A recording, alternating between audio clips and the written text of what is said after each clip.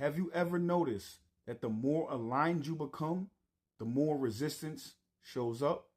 Chosen ones, if so, this message is for you. The higher that you vibrate, the more you're challenged by low energies. Not to stop you, but to show you who can't follow. Stay tuned. Valerie, talk to him. Here's what most people don't realize. When you elevate, you don't just rise, you disrupt. Your frequency starts exposing what's unresolved, what's performative, what's built on fear. That's why resistance shows up. Not as punishment, as feedback. Lower energies don't challenge you because you're wrong. They react because they can't follow you anymore. What once drained you now reveals itself. What once confused you now makes perfect sense. So stop interpreting resistance as a sign to slow down. It's proof you've outgrown the environment you're standing in. You're not here to be understood by everyone. You're here to move forward anyway.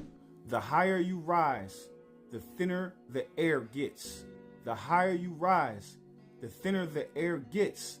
So you see, chosen one, you are at a space in your life to where you have risen above mediocrity. You've risen above all of the matrix attacks, the family limitations, the environmental limitations, the friendship limitations, all of these limitations that were installed into your life to stop your ascent.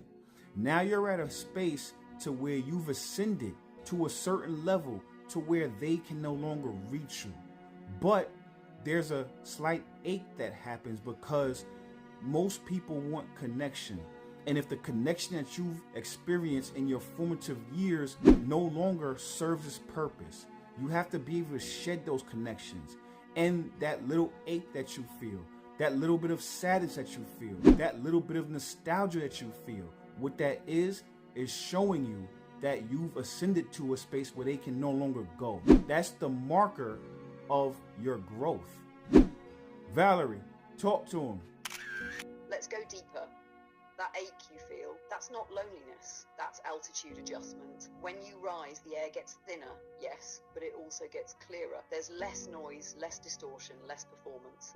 And that clarity can feel quiet, almost too quiet at first, because connection used to come through proximity, familiarity, shared struggle. Now it comes through resonance, and resonance takes patience. What you're grieving isn't people, it's versions of your self that needed certain environments to survive.